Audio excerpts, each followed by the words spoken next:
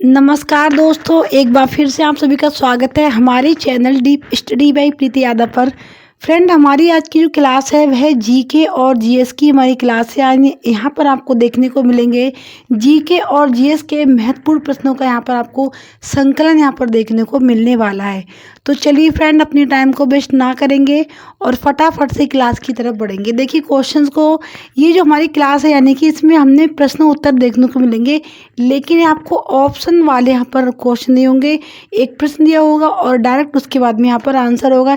इससे हम क्या होगा कि हमें एक बेनिफिट ये हो जाएगा कि हम कम समय में ज़्यादा प्रश्नों को यहाँ पर हम उस तरीके से कवर कर सकेंगे इस क्लास के अंदर। तो चलिए उससे पहले, लेकिन अगर क्लास की तरफ बढ़ने से पहले एक चीज़ है, अगर आपने मेरे चैनल को सब्सक्राइब नहीं किया है तो प्लीज़ आप लोग सब्सक्राइब कर लें और साथ ही साथ बेल आइकन को भी प्रेस कर लीजिए। देखिए, बात करते हैं अपने यहाँ से पहले क्वेश्चन की। क्वेश्चन यहाँ पर दिया हुआ है, विजयनगर साम्राज्य के खंडहर किस नदी पर स्थित हैं। जो विजयनगर में जो विजयनगर के साम्राज्य के जो खंडहर बने हुए हैं वह किस नदी के किनारे स्थित हैं। तो इसका जवाब हो जाएगा हमारा तुंगभद्रा नदी। फिर सेकंड क्वेश्चन है, कौन सा अभ्यारण्य भारत में एशियाई शेर का घर है। यानी किस अभ्यारण्य को, किस नेशनल पार्क को एशियाई शेरों का घर बोलते हैं। तो यह है गिर वन राष्ट्रीय उद्यान, जो कि महाराष्ट्र में बना हुआ है। चलिए फिर हमारा अगला क्वेश्चन देखिए यहाँ पर, मनुष्य की आँखों की स्वस्थ क्रियाशीलता कौन सा विटामिन बढ़ाता है। जो आँखों की स्वस्थ, मतलब आँखें स्वस्थ रहती हैं और उसकी जो रोशनी वह बढ़ती है, तो किस वजह से बढ़ती है, किस विटामिन की वजह से। तो ये है विटामिन ए। फिर देखिए अपना अगला क्वेश्चन देख लेते हैं यहाँ पर। नेक्स्ट है, भांगड़ा किस राज्य का सर्वप्रिय लोक नृत्य है। तो भांगड़ा कहाँ का है, ये पंजाब का है और ये हर किसी को यहाँ पर मालूम होगा। चलिए फिर देख लेते हैं, 1857 के विद्रोह के बाद अंग्रेजों द्वारा किस मुगल शासक को देश छोड़ने के लिए मजबूर किया गया। ऐसा कौन सा मुगल शासक है जिसके लिए अंग्रेजों द्वारा जिसे देश छोड़ने के लिए मजबूर कर दिया गया था। इसका सही जवाब हो जाएगा बहादुर शाह जफर। किस चौहान शासक ने 1191 में यानी 1191 में मोहम्मद गौरी को हराया। किसने हराया था, यानी चौहान वंश का ऐसा कौन सा शासक था जिसने 1991 में मोहम्मद गौरी को हराया था। तो यह थे पृथ्वीराज चौहान। ठीक है, कौन थे ये, पृथ्वीराज चौहान जी थे। फिर है, भारत में किस वर्ष सती प्रथा पर प्रतिबंध लगाया गया। जो सती प्रथा थी उस पर प्रतिबंध लगा दिया गया था, किस सन में। तो यह लगाया गया था 1829 यानी कि 1829 में। चलिए आगे बढ़ते हैं। अगर आपको क्लास अच्छी लग रही हो हमारी तो प्लीज़ आप लोग लाइक करते चलिए साथ ही साथ क्लास को। और थोड़ा सा इसमें क्या हुआ, ठीक है, यहाँ तक हम कवर कर चुके थे अभी।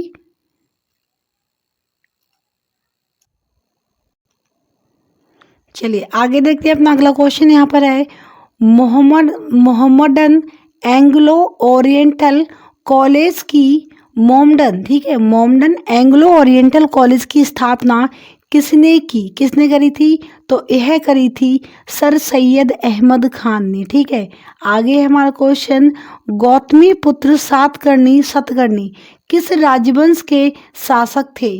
तो यह थे सतवाहन राजवंश के शासक। क्लियर। अगला क्वेश्चन हमारा, शेर खान ने कन्नौज में हुमायूं को किस वर्ष हराया। जो शेर खान थे उन्होंने कन्नौज में जो युद्ध किया था हुमायूं के साथ, तो उसको हुमायूं को किस वर्ष हराया था। तो ये 1540 में हराया था। प्रसिद्ध चिकित्सक जीवक की नियुक्ति किसके दरबार में की गई। बताइए किसके दरबार में की गई, बिंबिसार के दरबार में। किसमें, बिंबिसार के दरबार में। आगे बढ़ते हैं, यह जो जीवक थे उनके दरबार में चिकित्सक के रूप में कार्य करते थे। फिर है, तीसरी बौद्ध समिति किस शहर में आयोजित की गई। तो तीसरी बौद्ध समिति कहाँ हुई थी, पाटलिपुत्र में हुई थी। फिर है, शेख ख्वाजा कुतुबुद्दीन बख्तियार काकी की दरगाह की दरगाह कहाँ पर है, कहाँ स्थित है ये, तो यह है दिल्ली में, ठीक है। शेख ख्वाजा कुतुबुद्दीन बख्तियार काकी की जो दरगाह है वह दिल्ली में बनी हुई है। लंदन में पहला गोलमेज सम्मेलन किस वर्ष हुआ, तो किस वर्ष हुआ था, यह हुआ था 1930 में। फिर अरे इसमें से हट गया, बट कोई नहीं, लास्ट क्वेश्चन हमारा बचा था अभी। आईने अकबरी पुस्तक के लेखक का नाम बताइए, तो आईने अकबरी किसने लिखी है, ये अबुल फजल ने लिखी हुई पुस्तक है इनकी।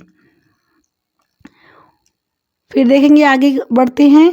सुरकोटदा का पुरातत्व स्थल किस राज्य में स्थित है, यानी किस राज्य में है, तो यह गुजरात में है। कहाँ पर है, गुजरात में है।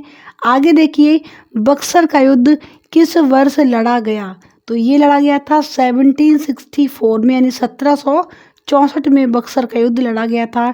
जैन धर्म के अनुसार जीना शब्द का अर्थ क्या है, क्या होता है, उसका अर्थ होता है विजेता, ठीक है, क्या होता है, विजेता। आगे देखते हैं अपना अगला क्वेश्चन। स्वराज पार्टी की स्थापना किसने की, तो यह की थी मोतीलाल नेहरू ने और चित्तरंजन दास ने, ठीक है, किसने, मोतीलाल नेहरू और चित्तरंजन दास ने की थी। आगे हमारा क्वेश्चन है, कौन सा विद्वान आर्यों के तिब्बत गृह सिद्धांत से संबंधित है, तो इसमें इसका सही जवाब हो जाएगा दयानंद सरस्वती जी। क्लियर, आगे बढ़ते हैं।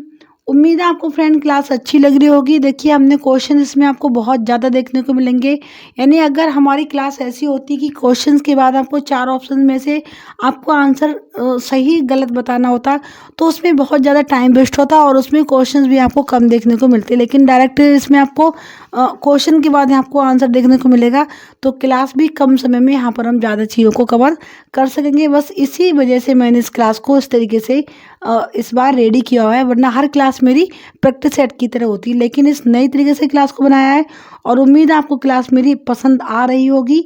और अगर आप चाहते हैं ऐसी क्लास को डेली देखना, तो आप लोग मेरे चैनल को सब्सक्राइब कर लीजिए और साथ ही साथ बेल आइकन को भी प्रेस करें। अगला क्वेश्चन मेरा, सुरकोटदा का पुरातत्व स्थल किस राज्य में है, तो कहाँ पर है ये, अच्छा फिर से वही आ गया, दोबारा से वही वाला पेज यहाँ पर आ गया। नाहरगढ़ किले का निर्माण किसने करवाया, किसने करवाया था, तो यह करवाया था महाराजा सवाई जयसिंह द्वितीय ने, ठीक है, जो सवाई जयसिंह द्वितीय थे उन्होंने इसका निर्माण कराया था। फिर है विक्रम संवत कब प्रारंभ हुआ, तो यह ईसा पूर्व 57 में। ईसा पूर्व का मतलब क्या होता है, ईसा मसीह के जन्म से भी 57 वर्ष पूर्व में ये विक्रम संवत का एक कैलेंडर था, ये चालू हुआ था।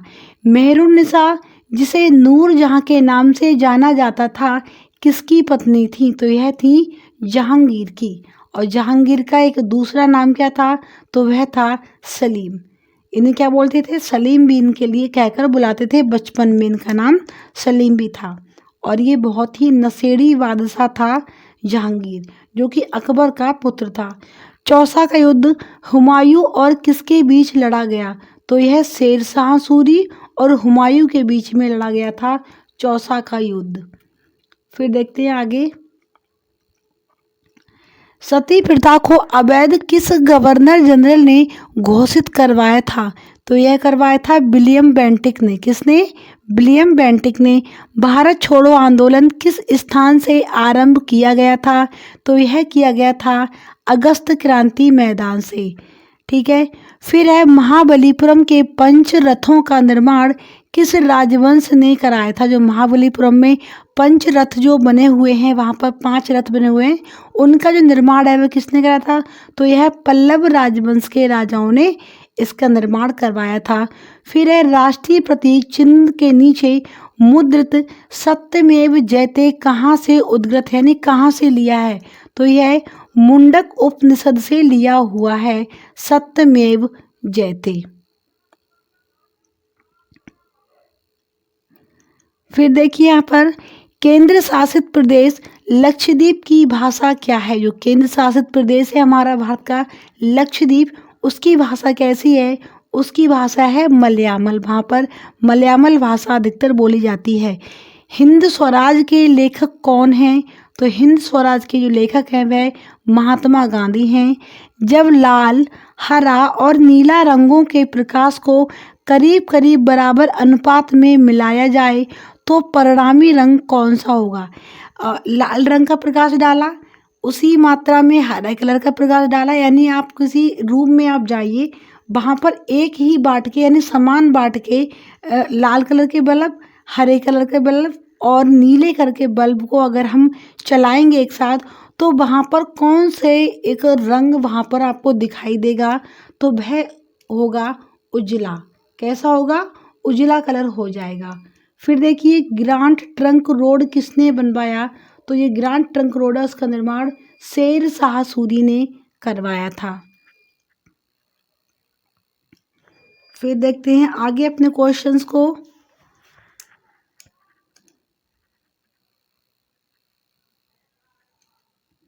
ओफो, ये क्या हो रहा है? ऊपर नीचे हो रही है। बुलंद दरवाजा किसने बनवाया?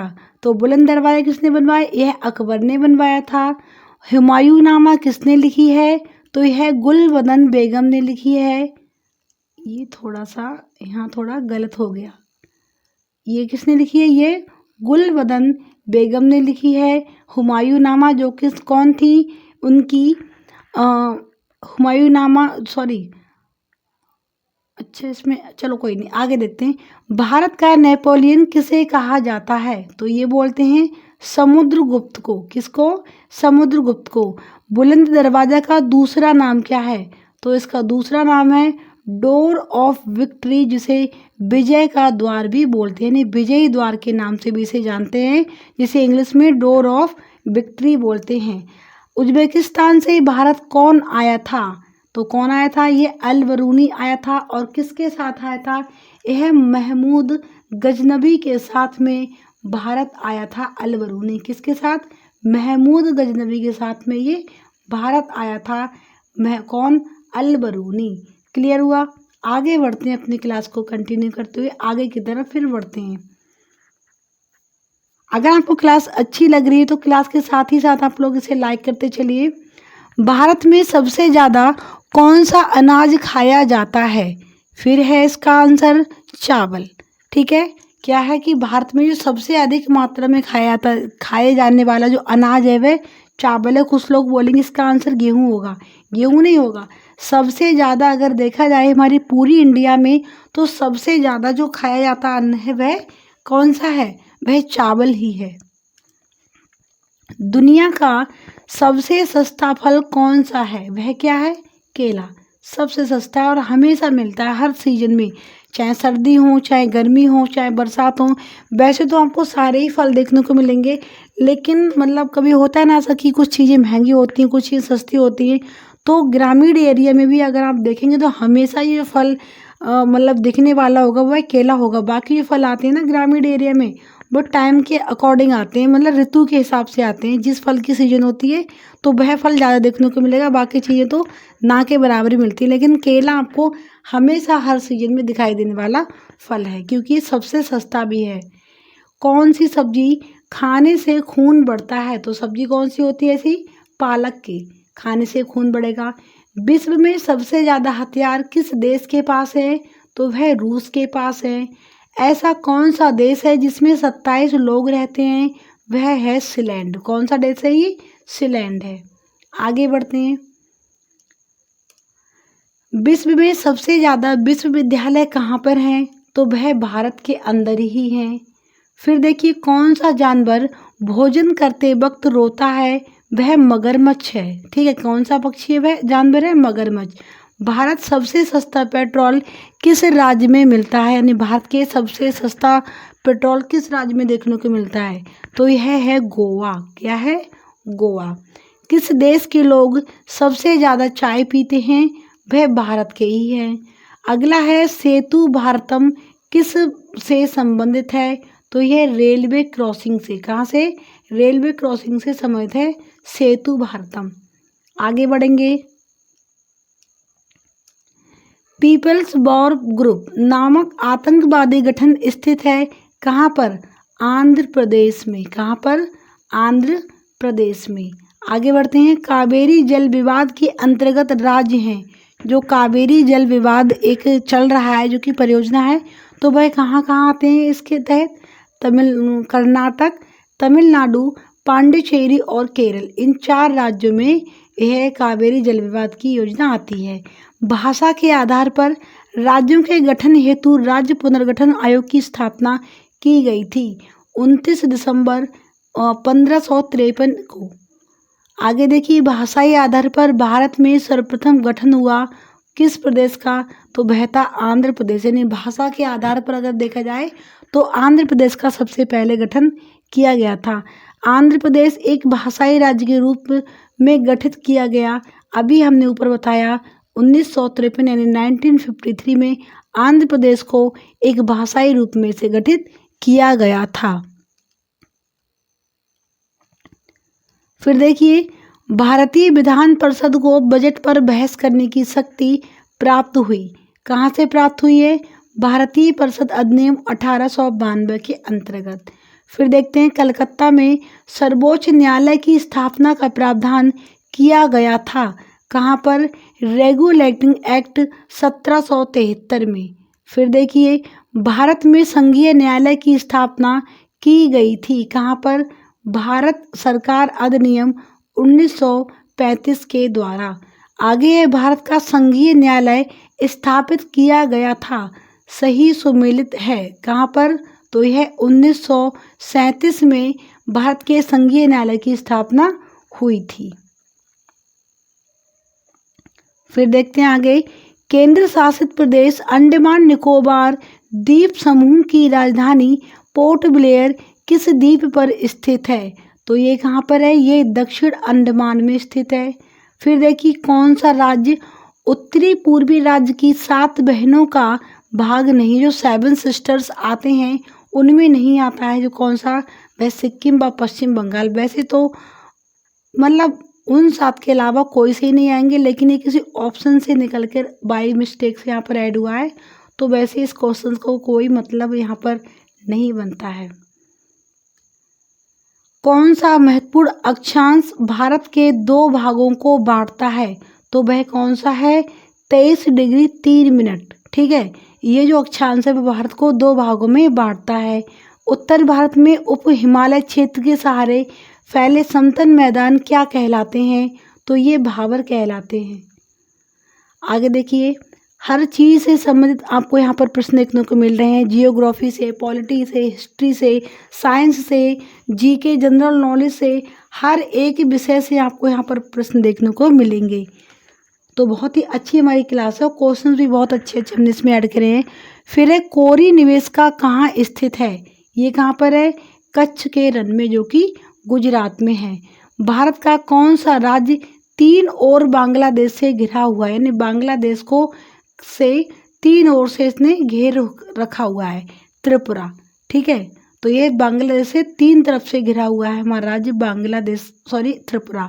फिर है, भारत के किस स्थान को मरुस्थल की राजधानी कहा जाता है? यह है जैसलमेर को। अगला क्वेश्चन है, अरावली और बिंद श्रृंखलाओं के बीच कौन सा पठार है? तो इसका आंसर हो जाएगा बिल्कुल सही, मालवा का पठार। फिर आगे क्वेश्चन है, छोटा नागपुर किसका नाम है? रांची का पठार। आगे बढ़ते हैं। फिर देखिए, यहाँ पर अरब सागर में स्थित भारतीय द्वीपों की मुख्य विशिष्टता क्या है? तो इसकी मुख्य विशिष्टता क्या है? यह है सभी द्वीप प्रबाल उद्गम के हैं। आगे है, मैकान का पठार भारत के किस राज्य में है? तो यह है छत्तीसगढ़ में। कहाँ पर? छत्तीसगढ़ में। इंदिरा पॉइंट भूमध्य रेखा से कितनी दूर है? तो यह है 876 किलोमीटर दूर। फिर है, इंदिरा पॉइंट भूमध्य रेखा से कितनी दूर है? अच्छा, दोबारा से ऐड हो गया, 876 किमी।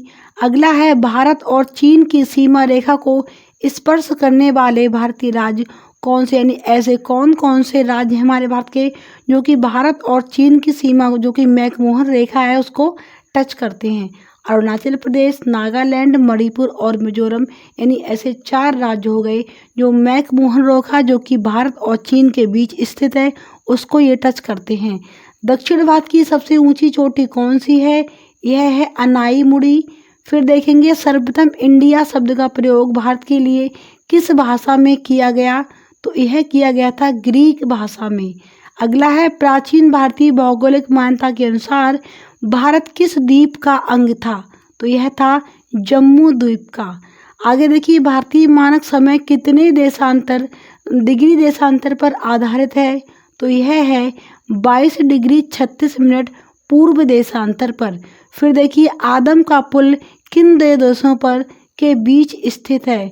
तो यह है बैरन और नारकोडम देशों के बीच आदम का पुल स्थित है। आगे देखते हैं, फिर आगे आते हैं हमारे क्वेश्चन। अभी इसमें थोड़े और बाकी हैं शायद। हैदराबाद की जुड़वा नगर कौन सा है? तो वह है सिकंदराबाद। ठीक है, इसका जुड़वा नगर से माना जाता है। थार भूमि कहाँ स्थित है? तो यह राजस्थान में है, जिसे बोलते हैं ना राजस्थान में। ये क्या है?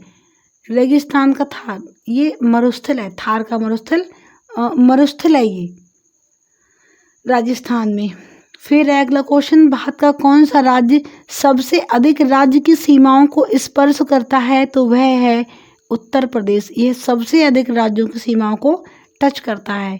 स्वतंत्रता से पहले कौन सा भारतीय क्षेत्र काला पानी के नाम से जाना जाता था? तो यह था अंडमान निकोबार द्वीप समूह। अगला है झांसी नगर भारत के किस राज्य में स्थित है? तो यह उत्तर प्रदेश यानी यूपी में स्थित है झांसी नगर। झांसी नगर भारत के किन राज्य में स्थित है? अच्छा, फिर से आ गया क्वेश्चन, यूपी हो गया इसका आंसर। फिर है भारत की सबसे लंबी सुरंग जो पीर पंजाल सुरंग कहलाती किस राज्य में है? यह है जम्मू कश्मीर में। अगला क्वेश्चन देखिए, भारत में कौन सा राज्य सबसे अधिक राज्य की सीमाओं को स्पर्श करता है? दोबारा से इसका आंसर हो गया उत्तर प्रदेश। ये दोबारा से आंसर हुआ इसमें ऐड। स्वतंत्रता से पहले कौन सा भारतीय क्षेत्र काला पानी के नाम से जाना जाता था? तो यह था अंडमान निकोबार द्वीप समूह। और लास्ट है इसमें क्वेश्चन कि झांसी नगर भारत के किस राज्य में स्थित है? यह हो जाएगा उत्तर प्रदेश। फिर बढ़ते हैं आगे। भारत की सबसे लंबी सुरंग पीर पंजाल सुरंग किस राज्य में है? तो ये हो जाएगी जम्मू कश्मीर में है। फिर देखिए भारत और पाकिस्तान के बीच सीमा रेखा को निर्धारण किसने किया?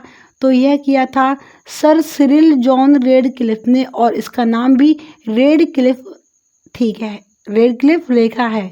फिर है आप मानव शरीर में ओरिस्थ को कहाँ पाएंगे? तो ये जांघ में पाया जाता है। फिर है भूमि के अपमार्जन में योगदान देने वाला जीव कौन सा है? तो ये कौन सा हो जाएगा? ये केचुआ है। फिर है हमारा अगला क्वेश्चन, सूर्य में कौन सा तत्व सर्वाधिक मात्रा में रहता है? तो सबसे ज़्यादा मात्रा में हाइड्रोजन आपको देखने को मिलता है। आगे बढ़ते हैं, फिर बस 2 या 3 पेज ही बाकी हैं, फिर इसके बाद में हमारी क्लास पूरी हो गई।